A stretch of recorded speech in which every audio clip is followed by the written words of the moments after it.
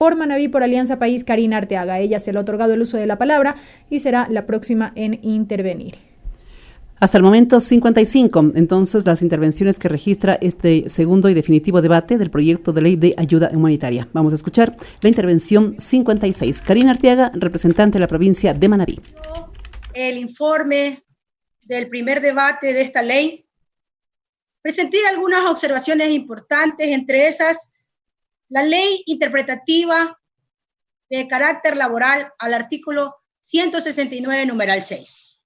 Veo que en este informe se ha incorporado una aclaración sobre la aplicación de esta causal, pero como una disposición reformatoria más no interpretativa. Quiero detenerme en esta parte, señor presidente, para poder explicarle lo complejo del tema. Veo con buenos ojos que el criterio general de esta asamblea, al menos dentro de la comisión proponente, es que la causal se aplique en los casos que exista cese total de la actividad económica del empleador, lo cual comparto. Es decir, que de alguna forma hemos coincidido en cómo realmente se tuvo y se tiene que aplicar esta norma, lo cual, dicho de otra manera, sabemos también cómo se estuvo aplicando de manera incorrecta y abusiva por parte de algunos empleadores, no de todos. Por esta razón, si mantenemos esta disposición como reformatoria, cuyos efectos regirán a partir de la vigencia de la ley, le estaríamos dando la espalda a todos los ex trabajadores vinculados injustamente por esta causal. Y no solo eso, sino que al haberse hecho pública esta propuesta, lo más seguro es que muchos empleadores querrán aprovechar para desvincular en estos momentos antes de que se aplique esta reforma. Entonces, yo pregunto, ¿qué sentido tiene? Señor presidente, a mi criterio la interpretación es muy importante en estas circunstancias y sobre aquello constan presentadas varias iniciativas de ley, entre ellas la mía. Si por algún motivo no existiera acuerdo para incorporarla, realmente de nada o poco serviría. Sin embargo, presidente, de incorporarse la disposición interpretativa en este informe, sería pertinente.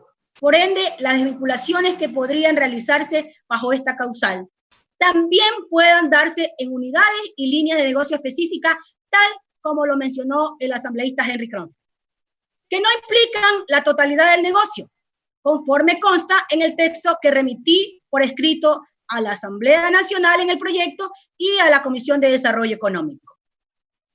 A la par de mantener e impulsar el empleo, debemos ser conscientes de las consecuencias económicas que trae como cola la pandemia y que lo más seguro es que persistan durante algún buen tiempo. Hoy hay muchas iniciativas de ley, como el presentado por mi compañera Rina Campaín, de la Comisión de Trabajadores, que propuso que la moratoria en la que incurran servidores públicos en alguna institución estatal no implique prohibición para ejercer cargos públicos, al menos no por un tiempo prudente mientras se normaliza la economía del país. Este proyecto de ley, esta propuesta también, hubiera sido importante que se la pudiera poner dentro de este proyecto humanitario. Sobre la extensión de la cobertura del IES, artículo 12, es importante que se abarque a cualquier régimen de afiliación y por cualquier causa de cesación de la relación laboral. Pero también hay otros insumos que le presenté justamente a la comisión y tienen que ver con el artículo 25 sobre poder incluir dentro del inciso segundo y el inciso tercero cuál es el papel del Ministerio de Trabajo. El Ministerio de Trabajo es el organismo rector de la política pública que debe de defender los derechos laborales. Por ende, ellos no pueden ser simples espectadores. Ellos tienen que ser quienes estén justamente dentro de estos acuerdos realizando una aprobación para que se pueda dar este acuerdo y de hecho supervisar este cumplimiento. Esto lo propongo para el inciso segundo y tercero. Y después del inciso cuarto, poder incorporar que este acuerdo al que estamos haciendo referencia tiene una naturaleza excepcional mientras dure la emergencia sanitaria por el cual ha sido justamente realizado este artículo. Y en el último, de este mismo artículo 25, no podemos hablar que los acuerdos podrán ser impugnados por terceros únicamente en los casos en que se haya producido cualquier tipo de fraude. Hay que incorporar ahí en que se presuma se haya producido cualquier tipo de fraude a la presente ley. Eso en cuanto al 25. En cuanto al 26, dado que el acuerdo con las grandes empresas sería uno solo y de todos los trabajadores y no bilateral con cada trabajador, la sanción aquí debería precisarse que se aplicará, su aplicación será por cada trabajador. Es decir, después de lo que dice el Constituyente 8, por trabajador debería ser la palabra y no por cada incumplimiento. En el artículo 27 de las condiciones mínimas para la validez de los acuerdos, es importante de que en el numeral 1 se ha puesto de que los empleadores deberán haber presentado al trabajador de forma completa, veraz e íntegra los estados financieros de la empresa. Sería importante ponerle ahí que debe de ser de los 2 últimos años en los que se verifique que existe un porcentaje de afectación superior al 30% de los ingresos. En el artículo 2 sería importante también incluirle en la última parte de este artículo que en caso de verificarse el incumplimiento de esta condición, los acuerdos quedarán insubsistentes de hecho. Y en el 3, también es importante que cuando hablamos de las empresas grandes, se incorporen textualmente. En caso de las grandes empresas, cuando se alcancen acuerdos, también se pueda dar en la segunda parte de este mismo artículo que debe garantizarse el derecho a la organización de los trabajadores y a una negociación colectiva de los acuerdos en caso de que así lo soliciten al menos el 50% de los trabajadores. Ahí también podemos ver que en el número 4 habla de que en los casos en que la suscripción del acuerdo sea imprescindible para la subsistencia de la empresa y no se logre un consenso entre empleadores y trabajadores, el empleador podrá iniciar de inmediato el proceso de liquidación.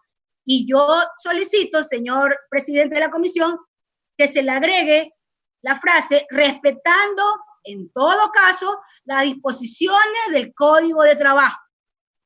Y en el 5, antes de su redacción, puede agregar en todos los casos.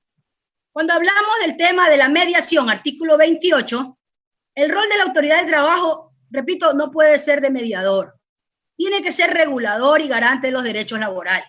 Por eso, en este artículo 28, yo estoy proponiendo que después de la palabra acuerdos, se ubique dentro de él cuál es el papel del Ministerio de Trabajo. Es decir, que el Ministerio de Trabajo registrará los centros de mediación habilitados para que pueda existir esta mediación a la que se hace y se enuncia dentro de este artículo. Dentro del artículo 30 es importante ha sido un consenso por parte de mi bancada, cuando hablamos de la reducción emergente de la jornada de trabajo. Aquí solicitamos, de acuerdo a las consideraciones, los informes técnicos y recomendaciones de la OIT, puedan todos los trabajadores tener acceso a estos fondos de desempleo.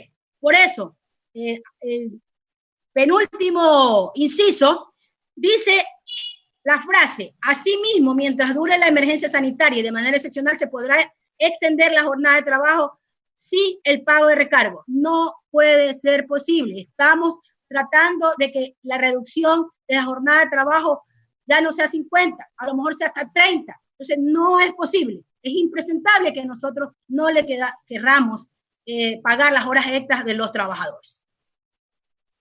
Y en el goce de vacaciones, estamos pidiendo, artículo 31, que no se haga de manera feudalista, donde el empleador decide que las vacaciones las pone o las impone él, sino es que esto sea previo acuerdo con los trabajadores y que no se utilice esta disposición para eludir el pago de alguna indemnización en caso de terminación posterior de la relación laboral. Cualquiera de estas disposiciones tienen que ser nulas si así lo hacen. No se puede utilizar una vacación para poder minimizar la indemnización que voy o que tengo por obligación y por ley que entregarle a los trabajadores. En las prestaciones del seguro de desempleo, todos tenemos que hacer uso de este seguro de desempleo. Por eso nosotros estamos pidiendo que no se ponga la frase por causas ajenas a su voluntad en el artículo 32, que el resto ya está así, y que en el artículo 33 de los requisitos se elimine que solo podrán hacer uso de este seguro de desempleo en los meses posterior a la ley, sino que se considere en un plazo máximo hasta de 45 días posteriores al plazo establecido en este literal o 30 días posteriores a la vigencia de esta ley. En caso de en que el trabajador haya sido despedido en marzo, abril o mayo, ellos puedan tener también oportunidad de automáticamente poder también usar este seguro de desempleo. Asimismo como el fondo de cesantía. En la cuarta habla justamente del 169.6. Nosotros insistimos nuevamente, señor presidente, que se haga una interpretación que le daríamos respuesta como Asamblea Nacional a este proyecto humanitario porque estamos sintiendo la impaciencia, la intranquilidad, la desesperación de los trabajadores que han sido despedidos y que hoy día necesitan ellos reclamar esos 23 años de servicio, esos 20, 10, 15 años de servicio que cuando la empresa no ha tenido cese definitivo total, sin embargo los han despedido. Realmente esto es un tema que nos preocupa y que nosotros sí queremos que se tome en cuenta, señor presidente, estos temas importantes.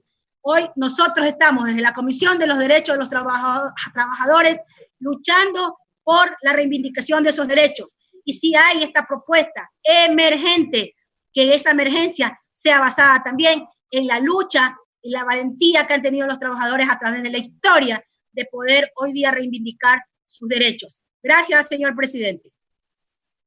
La intervención del asambleísta por Manabí, por Alianza País, Karina Arteaga. Sus observaciones prácticamente giraron en torno al tema laboral contenido en este proyecto de ley.